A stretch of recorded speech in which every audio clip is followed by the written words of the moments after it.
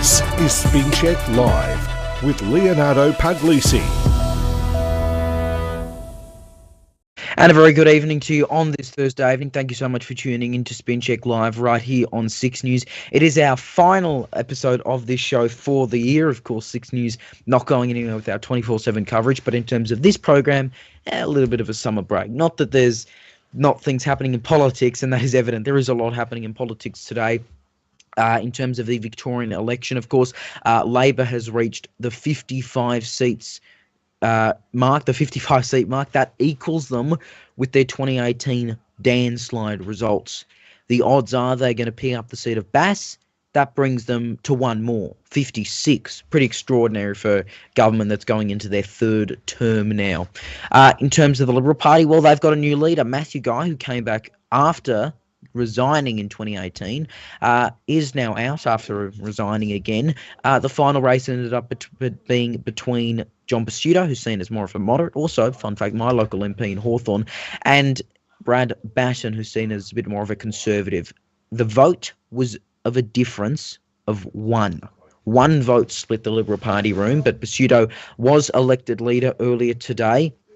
So we're going to be discussing all that. Plus, we're going to be wrapping up the year in politics, and we're doing all that with our political editor, Roman McKinnon, who, look, Roman, you joined us at, about the start of the year, either very late 2021 or actually, I think your first report was New Year's Day anyway. On the New Year's Day. Yeah.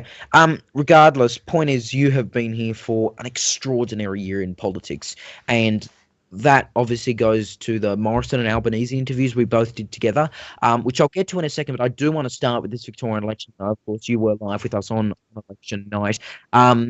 First of all, as I just said there, Labor could pick up one more than the victory that was seen as a landslide 4 years ago. I mean, what do you make of this, given I think the polls and the predictions were saying Labor minority government?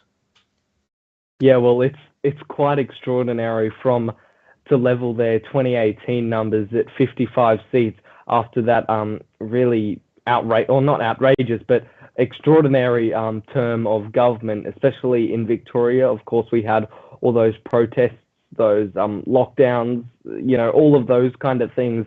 And then to come back 4 years later and equal that number of seats is really quite extraordinary. And I can see why people are labelling it landslide 2.0.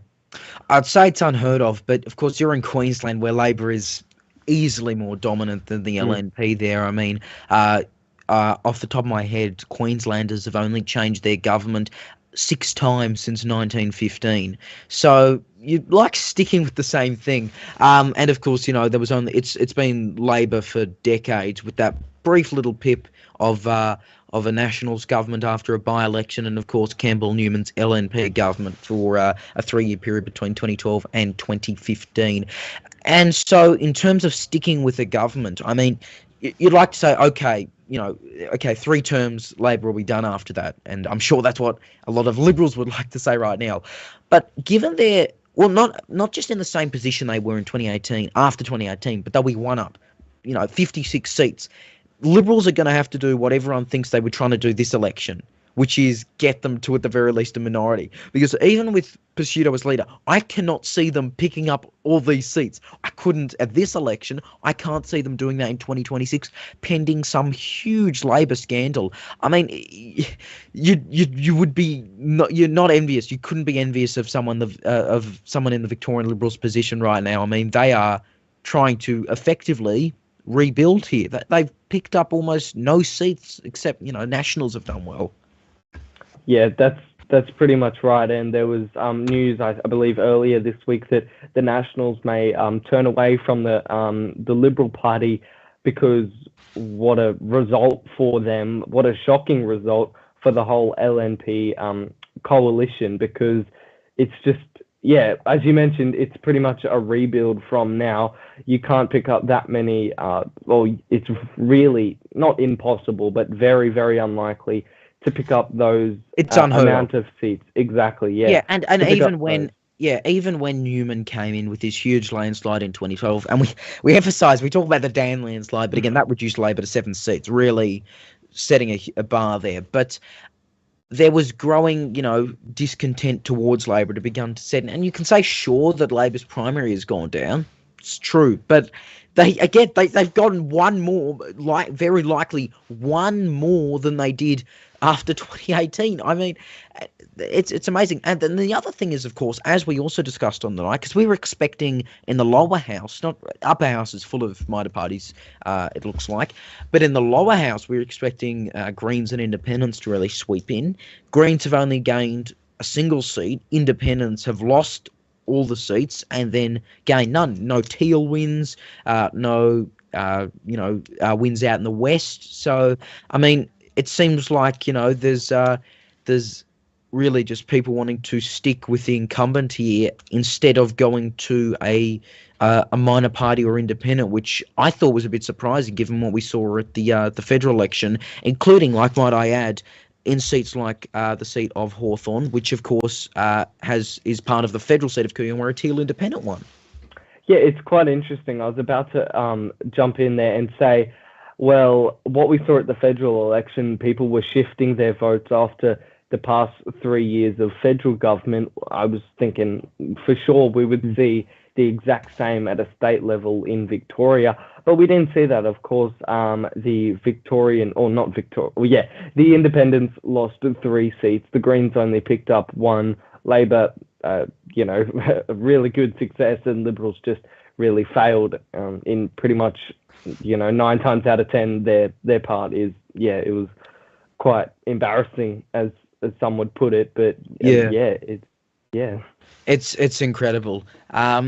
But moving away from, we'll keep on the Liberals, but moving away from the Vic election, federal politics has obviously been an extraordinary year. It's a good pivot into it. Obviously, apart from a Labor government for the first time in 9 years, minor parties and independents really had huge success. Of course, Greens having their own Green slide, Teal independents, incredible results there.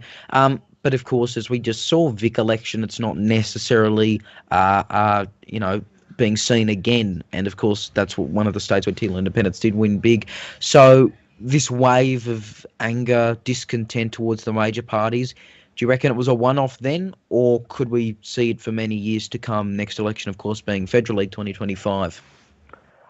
I don't know if it was a one-off. I thought coming into November 26th and on that night, we would have seen more of the same at the May federal election. It's kind of hard to predict now, especially with the New South Wales state election coming up in March 2023. I don't think it was a one-off. I think it'll still continue. I just think it maybe was at a bad time for an election. Obviously, the federal election earlier this year, that was kind of on their minds. They voted in May. Now, we have to do it all again. But yeah, I'm not quite sure. Also with different leaders, or not leaders, but people that hold their different seats, of course, state seats are definitely a lot smaller than the federal ones. So how that could have been broken up, who knows? Yeah, it does splinter up, and of course a seat like Hawthorn and Kew, both part of the same federal electorate, but of course they're in separate ones on a state level. As we just mentioned, they're Kew and Hawthorn. And of course, New South Wales coming out, we've already got 1 Teal independent officially announced. We're expecting more to follow. I think the big messaging is they've got to start their campaigning early. Now, we would love to hear your thoughts. Let us know what was your favourite Ozpol moment of 2022. We would love to hear your thoughts. And Roman, I'll ask you what yours was in a few minutes. But of course, we both spoke together to the Prime Minister, then Prime Minister, and the now Prime Minister in some, incredible gets for 6 News. I mean, it was just an amazing experience for both of us. And of course, Albanese did promise in that interview if he was elected he'd come back on again. He hasn't, but we stress that's because we haven't asked him. He hasn't broken that promise yet. But Roman, you must look back on that and just think, incredible given the reaction it got and the issues. And you look at the issues, the interviews they did before and after, and there were so many topics we covered that were not covered anywhere else, even after we brought them up. I'm 100%, and I still kind of think about those interviews to this day, it obviously was very popular. I think, as you mentioned in the Anthony Albanese interview, it was probably one of our most requested interviews ever. Of course, we had Scott Morrison before Anthony Albanese, the then Prime Minister Scott Morrison. Yeah, it was quite interesting, and I think to this day, would we be able to get even Scott Morrison back on? I mean, he's still out and about, obviously, in his federal seat of Cook, but yeah, who knows? It was definitely an opportunity of a lifetime. And when that email came through from the Prime Minister's media team to do that interview, how could you say no to that opportunity? Oh, exactly. And of course, Anthony Albanese's team, technically they weren't able to grant us the interview in the first place. We had to go through Labor campaign, which we tried doing at the state election too, but alas, no luck with Guy or Andrews. We hope to get maybe Peustto, given he's my local member, on again, and Andrews as well. But again, that's Vic politics. On federal issues, of course, there has been a lot that's been focused on, and I think one of the biggest, if not the biggest, was federal ICAC, or we actually have a name for it, the NACC, National Anti-Corruption Commission. And it looks like, Labor's been able to do what they've been promising. It's been garnering support from a lot of people, and of course, it's a big issue right now. Integrity, when we know trust in politicians is, in many regards, really, really low. You think this could, and we kind of do have to think even about 2025. We kind of have to think about it now. But you think that focus on integrity will help them, given they've been able to actually now deliver that ICAC, or are about to deliver it, if we want to get technical? I think so. I think it'll be front of minds in 2025 for some voters about a trust, how good of a leader, how good of a person, and not just being that person that rules the country, but is out on the ground doing those grassroots campaigning, speaking to those Australians, that all of those kind of things. I also wanted to say about the Indigenous voice to Parliament. That was something introduced by the Albanese Labor government. Also, we had that referendum as well. So yeah, a big it's a big proposal, the Indigenous voice to Parliament referendum. And look, by the way, we don't have a set date. We know it's this term. We don't have a set date yet. I would presume 2024 because of just how long it takes to set up a referendum. And of course, if we want one on the not a constitution, if we want one on the monarchy, well, on a republic, it's not coming till 2020. 5 late 2025, if that. It's not going to be in this term of government, so it'll be dependent on whether we have a second Albanese government term. So that could always be interesting, and I'm sure we'll both be doing live referendum coverage here on 6 News. Other thing is, of course, as we've discussed with the Vic Liberals, but obviously the federal Liberals having to rebuild after that loss. They chose Peter Dutton as the leader, who, off the top of my head, I think he's your local member, isn't he, or he's nearby? Yep, he's the member for Dixon, which is my seat, yeah. Yeah, of course, we made some premature calls, I admit that, but he was close to losing his seat at the federal election. And so if the Liberals don't do well, and her name escapes me, who's the Labor candidate who's run the past 2 years in Dixon? Ali France. I was really close with her campaigning. I was actually there on the federal election night. Yeah. It'd be hard for Peter Dutton to lose now that he's that high-profile opposition leader. I mean, some people wouldn't even know he is the leader. They might think Scott Morrison is still. But when we get closer to 2025 and the next federal election, I think people will definitely know, and I think it'll be even harder for Ali France to win Dixon if she even contests. Yeah, well, the other thing is there, Roman, I was just going to add in, is that it might not help him in the sense that, and I think this could apply to Peustto as well, who's also in a marginal seat.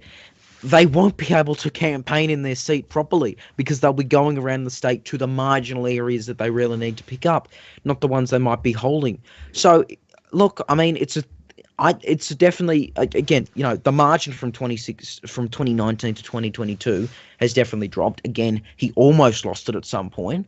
I think he could, but we'll have to wait and see on that. It's early days yet. Just finally wrapping up before we get to our random political party of the week. I was just going to know, and look, you might say the Albanese Morrison interviews, which is totally fair, but do you have any standout, even favourite moment from federal or even state and territory politics from the last 12 months?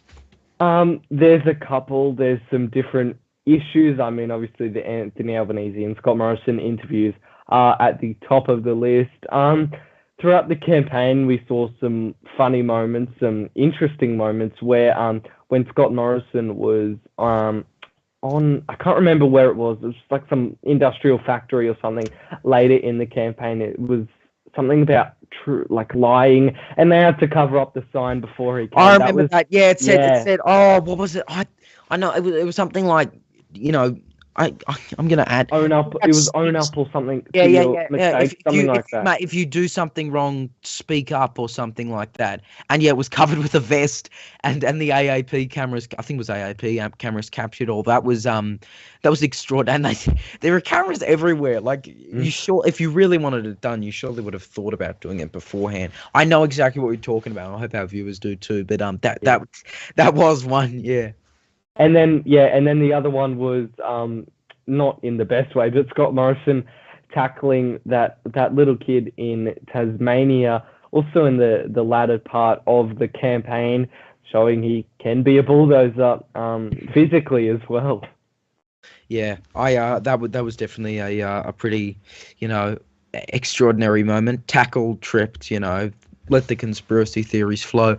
Apart from that, Roman, are we expecting anything big in terms of 2023? Apart from, maybe actually the biggest thing is New South Wales election, which is really not that far away. It's in late March 26th. So from Queensland and from Melbourne, I think we'll be covering that pretty clearly. I mean, we've got our New South Wales team, but both of us as well on it. That should be interesting. And of course, Roman, it would be extraordinary if, New South Wales became the last domino to fall and Labor would hold government in every single mainland state and territory. Yeah, I think you said that perfectly. The last domino to fall, the end of the Liberal Party for quite some time. They would have to rebuild fully if they were to get back on track and hold government in at least another state and territory. 2023, we've got some big things coming up here at Six News. Of course, 2023, the 2023 New South Wales election in March. So yeah, it's quite interesting to how this will all play out. Of course, Dom Perrottet against Labor's Chris Minnis. It'll all how will it play out? Yeah, it's going to be incredible to follow that. Tasmania, of course, still has a Liberal government. They had that election in 2021, didn't get rid of them, and they have the they stuck with their government, and every state did stick with their government until SA, and since then every state has federally, of course, didn't as well. But Roman, look, and we've still got several weeks to go in the year on normal Six News programming, but for SpinCheck Live, you've done a great job. You've overseen the launch of this program as just normal SpinCheck, and of course, as we've developed with our attempted live broadcasting, then our more successful live broadcasting, and through 3 elections, really, we only covered 2 properly live. Sorry, South Australia. But Roman, look, you've done a fantastic job this year, and really thank you very much, and thank you for being at the helm of SpinCheck Live, and look, we look forward to all your work next year. Thanks, Leo, and we wish all the viewers, or I wish all the viewers at the moment, a Merry Christmas and a Happy New Year. Thanks, Leo. Yeah, you can say we. It's on behalf of all of us. Yeah. Roman, thank you. Now to our our last random political party of the year, as always, chosen by our Patreon subscribers at patreon.com/SIXNewsAU. We've got another random one for you, and it keeps being the random ones because, I mean, look, we encourage it. We encourage people to put on the random parties, but it can be a bit annoying to cover. And this one, there really is not much information about it. So it is a party that has no Wikipedia page, barely exists on records anywhere. We are, of course, talking. Why am I saying of course? No one knows who they are. We are talking about the Young Australia Party, which existed for 1 year in 1925. That man you're seeing there is the party's founder, and essentially they only contested the New South Wales election in 1925, as you'd probably imagine, and John Joseph, you'll love this name, John Joseph Gregory Greg McGeer is that party's founder. He ran in that election. He was an ex-Labor leader very briefly in the state. He lost the party, did not, last much longer after that. That is who you are seeing on screen. Interestingly, though, it was unrelated to the Young Australia National Party, which was later called the Young Australia Party, also formed by a Labor member, lasted from 1909 to sometime in the 1910s. But really, that's all about them. They had a couple of candidates, had really no success. But that's what happens when we just have a random party as chosen by you. And of course, you can support our work, as always, patreon.com/SIXNewsAU, just $4 a month. Well, look, that about brings us to the end of SpinCheck Live for the year. We launched this program in a bit of a different format several months ago before the federal election. It's continued to grow since then. We've got a great weekly audience. And, we thank you for tuning in throughout all this time. We will, of course, be back sometime in the new year to cover that New South Wales state election and everything else for you. I'd like to thank our team behind the scenes and also our team you're seeing on air, from Roman to Stuart Jeffrey, and also our guests every single week, from MPs to candidates to commentators. It's been fantastic to have them all on board for a project that has not always been technical issue free, but it's always been lively. It's always been fun, and it's always been live. It's always been really what you were seeing here at Six News. It's about as real as you can get from us. So to all of you at home, thank you very much for tuning in. Of course, Six News will continue to have 24/7 coverage as usual on our website, SIXNewsAU.com, and on social media, Facebook, Twitter, Instagram, TikTok, and Lit. Just search SIXNewsAU to find us. For now, though, from the SpinCheck Live team, for the last time in 2022, I'm Leonardo Puglisi. Thanks so much for your company. Have a great night and a very Merry Christmas.